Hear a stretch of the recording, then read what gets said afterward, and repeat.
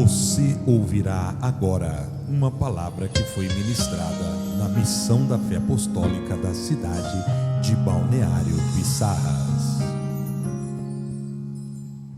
Não conheço outra canção que me descreva em perfeição.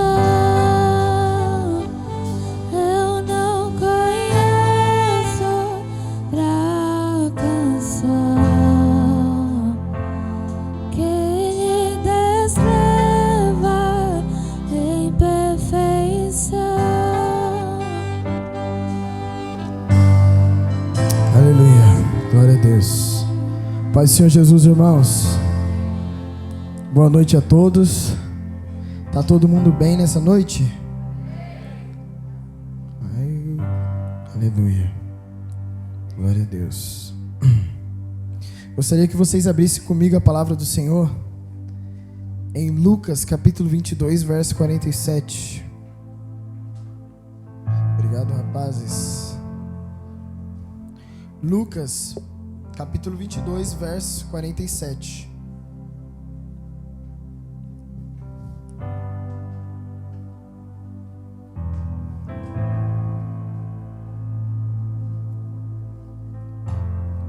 A mensagem que eu vou ministrar nessa noite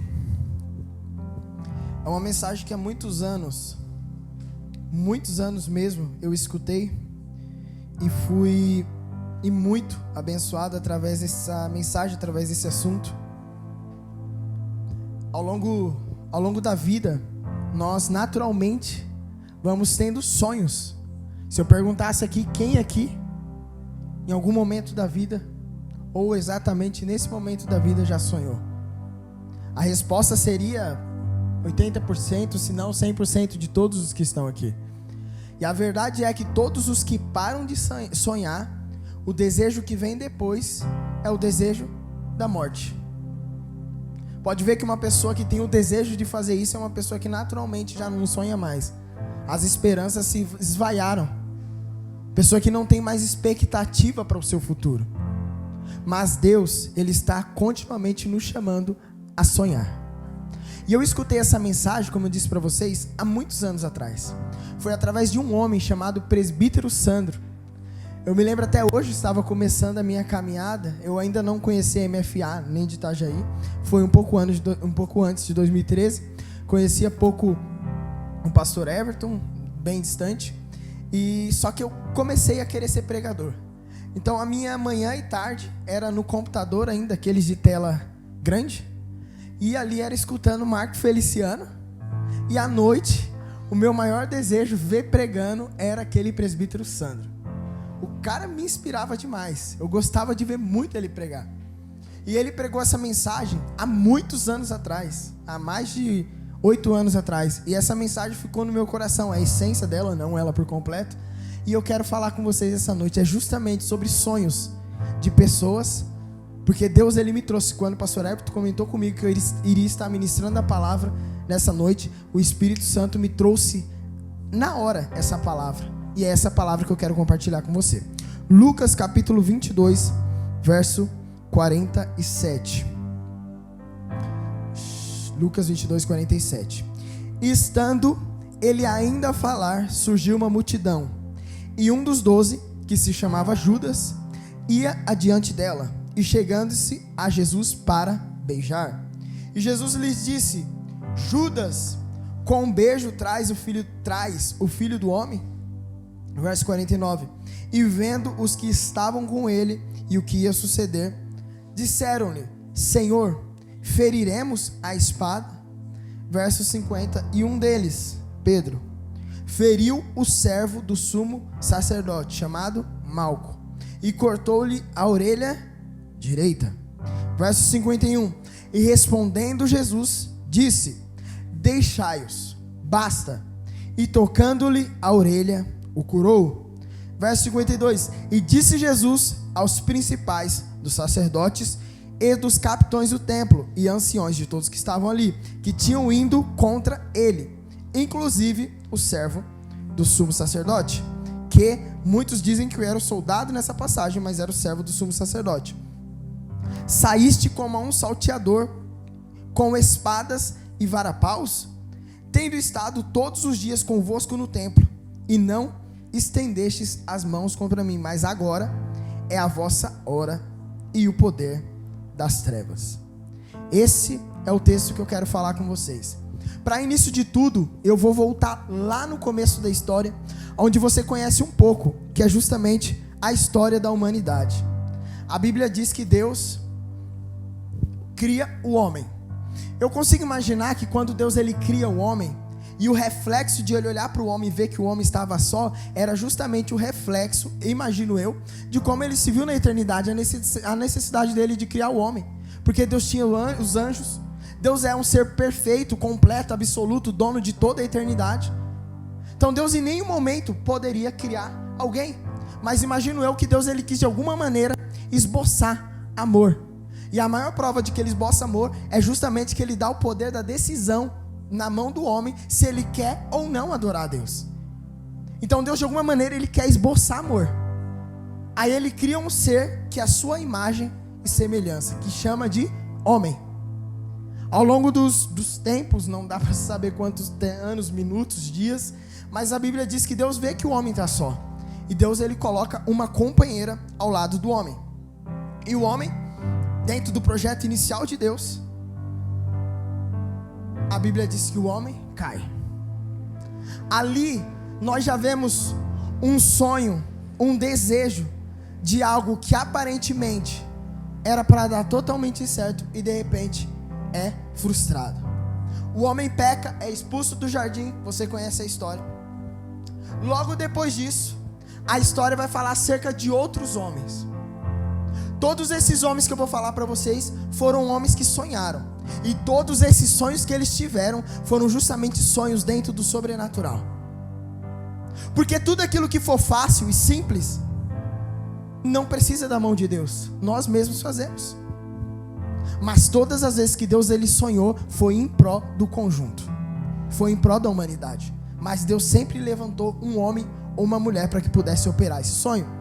Passa-se os tempos, a Bíblia diz que o homem, ou melhor, a Bíblia diz que Deus, ele olha para a humanidade e ali ele se arrepende de criar a humanidade. Deus ele fica chateado com a humanidade. Quando isso acontece, a Bíblia diz que ele tira o espírito dele sobre a terra, do homem. Mas a Deus, ao procurar na humanidade, Deus acha um homem chamado Noé. Homem reto, homem íntegro. Um homem que temia a Deus. E Deus decide, mais uma vez na história, colocar nas mãos de um homem um sonho. Por isso que nessa noite eu quero te dizer que todo sonho que Deus colocar dentro de você vai ser impossível você realizar. E você só vai conseguir se Deus ele colocar as mãos dele. E naturalmente o sonho que estava nas mãos de Noé era impossível para Noé. Noé era taxado por louco. Mas a Bíblia diz que passa o tempo e vem o dilúvio, você conhece a história, e Noé conhece uma nova, e começa a partir dele e sua família. Passa-se mais um tempo. A Bíblia chama um homem, o pastor Hélio falou dele aqui, chamado Abrão. Mais uma vez, Deus ele está procurando homens que estejam dispostos a escutar a voz dele e a sonhar os sonhos dele. E Deus começa, através da vida de Abrão, chama ele da sua família e diz: olha, afasta da tua parentela, porque o que eu tenho com você é totalmente fora disso aqui. A Bíblia diz que Abraão escuta a voz de Deus e decide ir atrás do projeto de Deus. Abraão tem um filho chamado Isaac. E mais uma vez, Deus ele quer continuar a sua descendência, e ele escolhe e chama um homem para sonhar. Isaac tem um filho chamado Jacó e o outro chamado Esaú. De um deles vem a descendência que Deus ele queria implantar o projeto e o sonho dele. E mais uma vez, através desse homem, Deus ele começa a fazer aquilo que ele desejava com o seu povo. Passa-se mais um tempo. Esse homem chamado Jacó tem 12 filhos, é filho demais, então eu vou ter que ler. Chamado Ruben, Simeão, Judá, Zebulon, Issacar, Dan, Gade, Aser, Naphtali, Benjamim, José e Levi, fora as mulheres, ele tem 12 filhos. E desses 12 filhos, Deus, ele diz que vai dar a terra para o povo. E Deus decide levantar 12 tribos. Desses homens, que era Rubem, Simeão, Judá, Zebulon, Issacar, Dan, Gade, Azer, Naftali e Benjamim. E aquilo que era para ser de José, ele divide com Manassés e Efraim.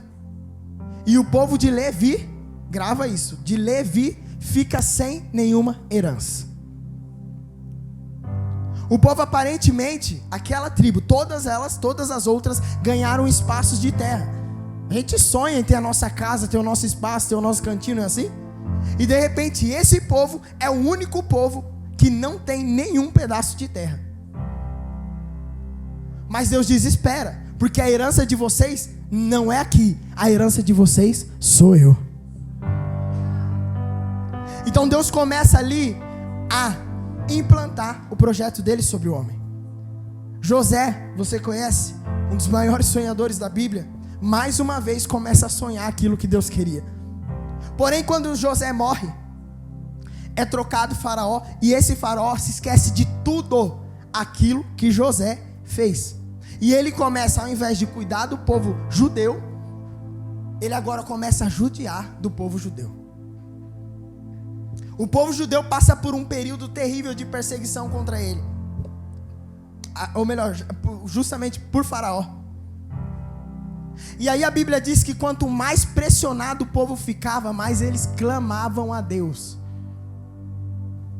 O interessante para mim é que a Bíblia diz, não é que um ou outro clamava, não, eles juntos clamavam a Deus. Imagina comigo aquelas histórias justamente de Abraão, de Isaac e Jacó, que corria de tenda em tenda, de geração em geração. A esperança daquele povo, que estava no meio de um povo totalmente desobediente, que não temia a Deus. E esses homens diziam, não, espera, mas se nós clamarmos o Deus de Abraão, o Deus de Jacó, o Deus de Israel, Ele vai nos socorrer.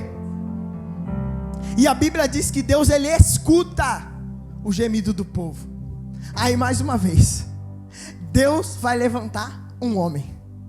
Graças a Deus por isso, irmão. Graças a Deus porque todos os momentos de aperto, Deus, Ele levanta pessoas para que possa socorrer nos tempos de crise.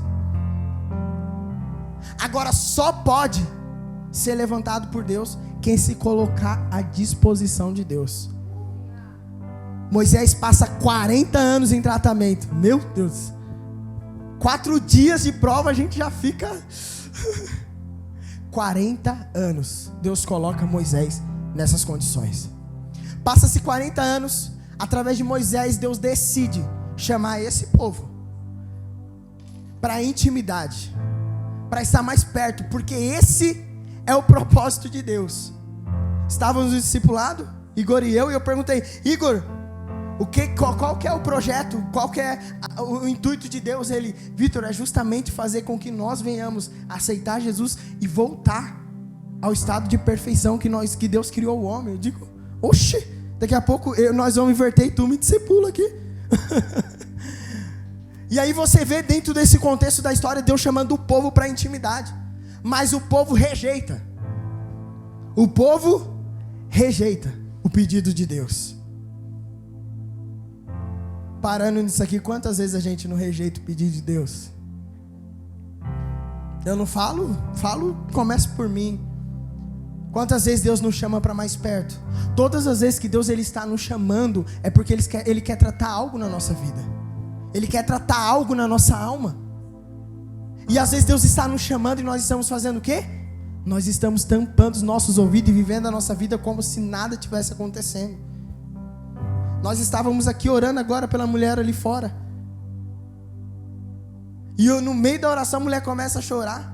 Na hora Deus falou para mim, olha, saiu, conheci o caminho.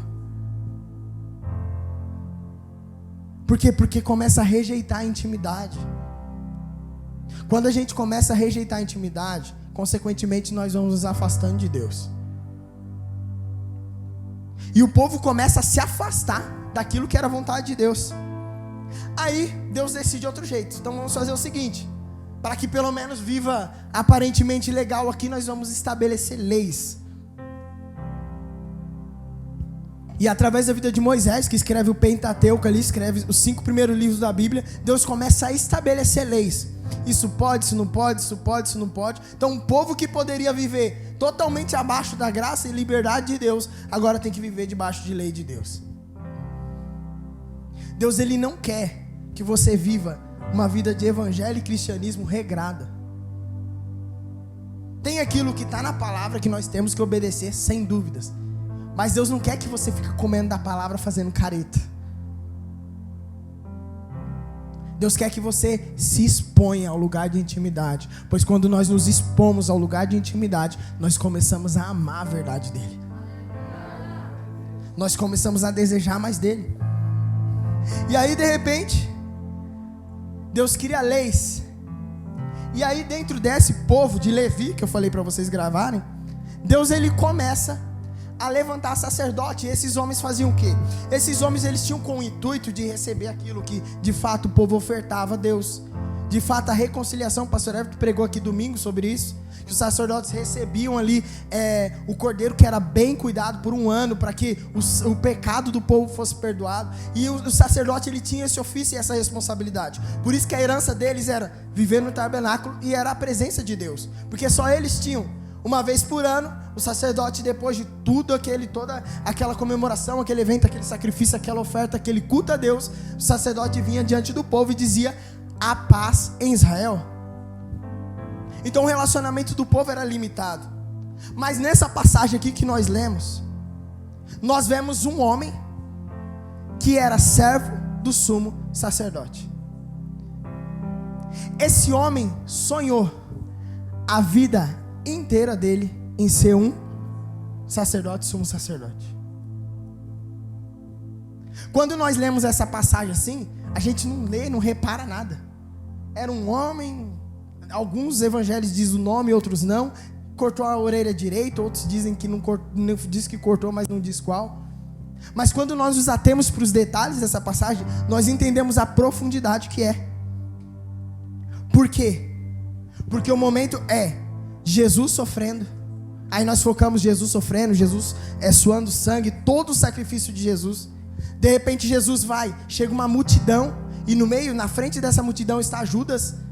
Judas faz um combinado com eles, aquele que ele beijasse, justamente seria o Jesus, aqueles que iriam sacrificar. E Judas vem até Jesus e dá um beijo nele. E aí eles entendem o que realmente era. A questão é que no meio desses soldados, desses guardas todos, estava um homem, a pedido do sumo sacerdote Caifás, que era esse homem, que era o Malco, era o sonhador. Malco era o sonhador. Agora eu quero ler algo que está em Levítico, capítulo 21 para você entender. Para um homem ser um sacerdote, ele tinha que primeiro ser da tribo de Levi, e Malco era. Segundo, ele não podia tocar em uma pessoa morta, a não ser que se fosse muito próxima dele. Terceiro, ele tinha que tomar cuidado ao cortar o cabelo e a barba. Quarto, ele não podia casar com qualquer mulher, tinha que ser uma mulher pura. Quinto, a filha dele não podia nem se tornar prostituta. Caso se tornasse, ela tinha que ser sacrificada, porque era vergonha para ele, para o sacerdote. Sexto, não podia ter defeito no corpo, não podia ter membro deformado e nem ausência de membro nenhum. Esse homem passava, mais ou menos, antes de ser sacerdote, 5 anos servindo o sumo sacerdote. 5 anos. O detalhe é que para os judeus, segundo estudiosos dizem, até os seus 30 anos, o homem nem respeitado ainda como homem, ele não é. Ele é assim a partir dos seus 30. Então esse homem estava um pouco mais dos seus 30 anos. E esse homem passa o começo da sua vida inteira estudando e sonhando em ser um sacerdote. Eles tinham de 5 a 8 anos profundo de estudo na Torá, que era a lei da época, para que eles pudessem ser quem eles eram. Aí esse homem que dedica mais de 30 anos da sua vida sonhando, de repente ele se depara com um homem que vem e corta uma parte do seu corpo. Já se deparou com fases e momentos assim da sua vida? Você está caminhando E de repente você se depara com um lugar, um momento que não tem mais chão. É a vida inteira, são 30 anos se dedicando para se tornar quem ele queria se tornar. Pera, não são 3 anos de curso, 5 de faculdade, não. É a vida inteira sonhando. São os seus pais do lado da sua cama falando quando pequeno, trazendo exemplos para ele de toda a história, porque é um povo de cultura. Aí de repente esse homem que vai servir o seu Senhor, em obediência a Ele, vai até um Jesus. Sabe qual era o Jesus, Aline, que ele foi atrás? O Jesus que era manso e humilde. O Jesus que não tinha maldade, que não tinha pecado. Era tudo que se ouvia a respeito dele. O que era fora disso era mentira, era calúnia que se levantava contra o ministério de Jesus. Aí quem que corta a orelha dele? Pedro de novo. Foi o Pedro. Sabe quem era o Pedro? Dentro dos 70, Pedro estava. Dentro dos 12, ciclo de relacionamento mais próximo de Jesus, Pedro estava. Dentro dos 3 principais, o Pedro estava. Eu, ao longo da minha vida, passei por fases em que tinha um sonho. Teve uma vez que eu participei de uma reunião, em outra ocasião, outro ministério, outra cidade, outro estado, que eu saí daquela reunião porque a gente estava evangelizando, falando de Jesus, falando de Deus, começando a andar com Deus, e Deus estava usando a gente tanto fora quanto dentro da igreja. Eu saí daquela reunião, pastora, querendo rasgar a minha Bíblia e largar Deus. Por causa, sabe de quem? De Pedro.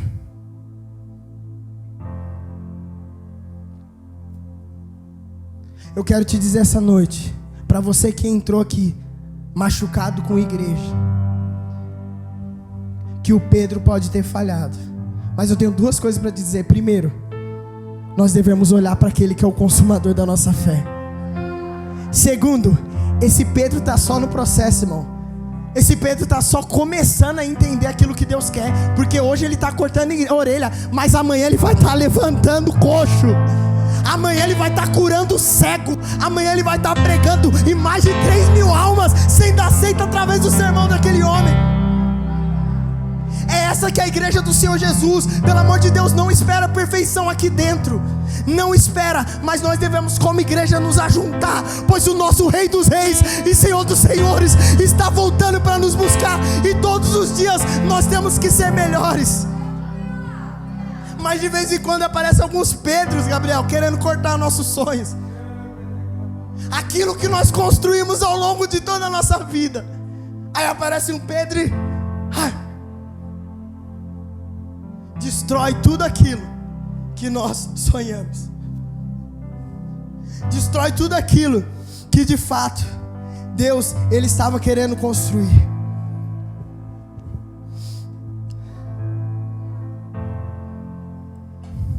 Êxodo 29:20 diz que para imolar o carneiro, eles tinham que colocar a mão, o sumo sacerdote colocava o dedo sobre o sangue, colocava na orelha direita do sacerdote, no polegar da mão direita do sacerdote e no dedão direito do sacerdote. Malco não tinha mais orelha. Todo o sonho de Malco estava destruído. Tudo aquilo que parecia no primeiro momento, está tudo indo bem. Alguns historiadores dizem, gente, que estava próximo demais de Malco se tornar um sacerdote, a ponto de alguns colocar 38 dias de anos de sonhos. E Deus, Ele está falando com pessoas aqui essa noite. Obrigado. Deus está falando com pessoas aqui essa noite. Você entrou aqui dentro dessa porta dessa igreja desanimado. Você entrou aqui dentro da porta dessa igreja dessa noite sem esperança. Todos os sonhos que Deus Ele colocou dentro de você parece que morreu. Eu quero dizer para você essa noite, porque se Deus ele colocou sonhos dentro de você, é porque Deus ele está disposto a te patrocinar para você viver tudo aquilo que ele disse que você viveria. Tudo aquilo que ele disse que você viveria.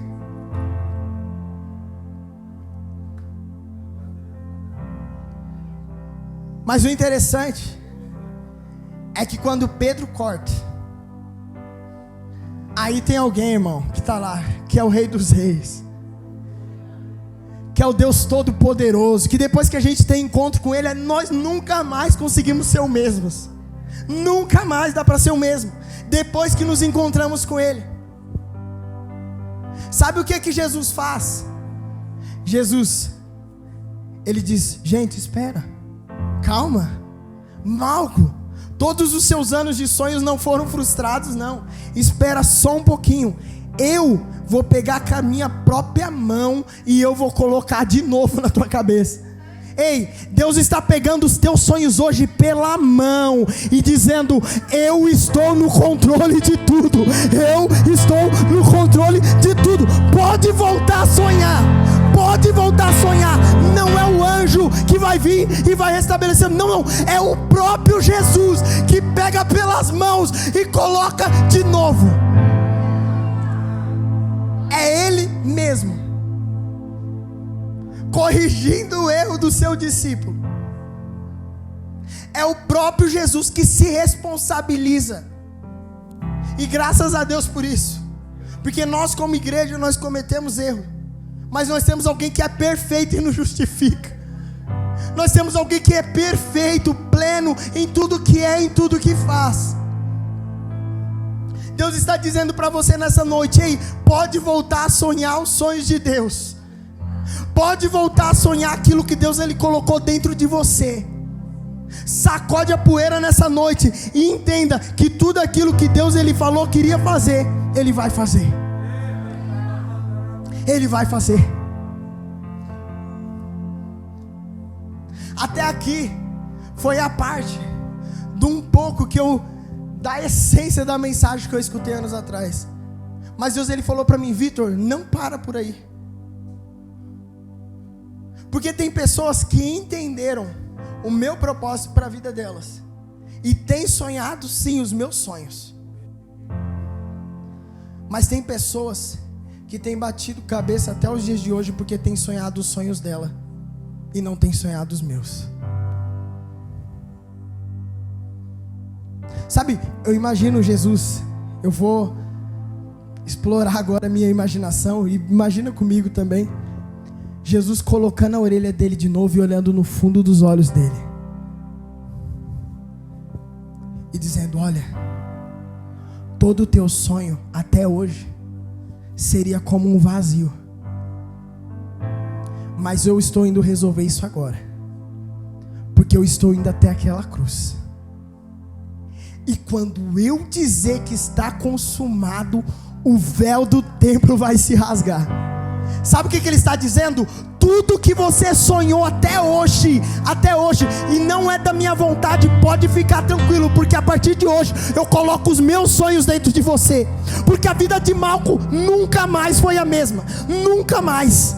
Ele esperava ir atrás daquele véu e se deparar com a presença de Deus, mas não estava mais lá. Jesus estava dizendo, olha, eu tiro dentro do Santo dos Santos e agora eu coloco a presença dentro de você. Dentro de você, não precisa ser sacerdote mais. Ei, os sonhos de Deus, as grandezas de Deus vai se manifestar dentro de você. Não precisa ser especial, mais especial do que o outro. O outro canta e eu não canto. Não, Deus está dizendo, o que eu tenho para você, eu vou fazer com você. Fica de pé comigo nessa noite, por gentileza. Você entrou aqui essa noite com os teus sonhos frustrados. A pergunta é, esses são os meus sonhos ou são os sonhos de Deus? A pergunta de Deus para ti nessa noite é, esses são os meus sonhos ou esses são os teus sonhos? Para você que entrou aqui sem um propósito de vida, eu quero te dizer, pode voltar a sonhar. Pode voltar a sonhar, mas não sonha qualquer sonho não. Volta a sonhar os sonhos de Deus. Volta a sonhar os sonhos de Deus. Aleluia. Volte a sonhar daquilo que Deus, sim, Ele falou que você sonharia. Agora eu quero dizer para Pedro que entrou aqui essa noite: você errou, você pisou na bola. Parece que 3 anos e meio de Jesus do teu lado não serviu para nada. Eu já passei por isso. Parece que todo investimento que pessoas colocaram na minha vida não serviu para nada. Pedro, naquele momento, eu imagino, ele estava frustradíssimo. E para piorar, passa-se instantes, porque a intenção dele era boa, era defender Jesus. Para piorar, passa-se instantes, e ele nega por 3 vezes. A ponto de dizer: espera, você fala como ele, come como ele, se move como ele. Não, você é como um dele. E Pedro diz: não, não sou. Se Pedro estava se sentindo mal, agora Pedro estava 3 vezes pior.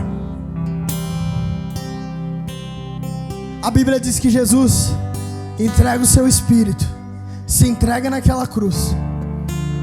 Passam-se 3 dias, Jesus ressuscita dos mortos. Quando Jesus ressuscita dos mortos, ele diz para as mulheres: olha, vai lá correndo agora. Ei, vai lá correndo agora. Não sai divulgando, não. Vai primeiro lá para Pedro. Não é para os outros 10, não.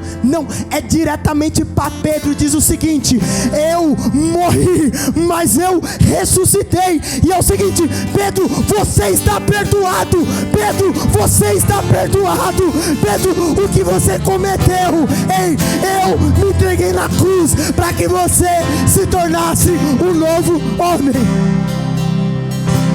Todo investimento de Deus na tua vida que entrou aqui essa noite não foi em vão.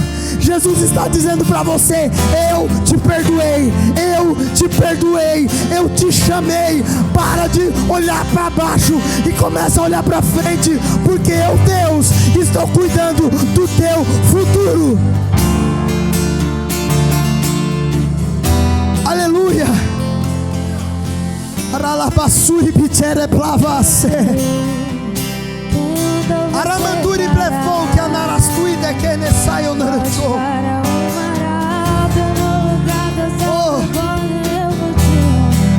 Essa noite alguém aqui que quer aceitar Jesus ou se reconciliar com Jesus, pode vir aqui pra frente. Se tiver alguém nessa noite que deseja reconhecer Jesus como seu Salvador e Senhor, vem aqui na frente. A gente vai orar por você. Se tiver Pedros aqui nessa noite, se tiver Pedros aqui nessa noite, vem à frente. Vem à frente. O que você cometeu, o que você cometeu foi errado até antes da cruz. Depois da cruz, Ele fez tudo novo. Depois da cruz, Ele fez tudo novo. Aleluia. Aleluia. Aleluia. Deus só pôde usar Pedro porque Pedro reconheceu que ele nada podia sem Jesus. Deus só pode usar quem bate no peito e reconhece que é pecador. Deus só pode fazer de novo quem bate no peito e reconhece: Deus, eu sou um pobre pecador. Aleluia.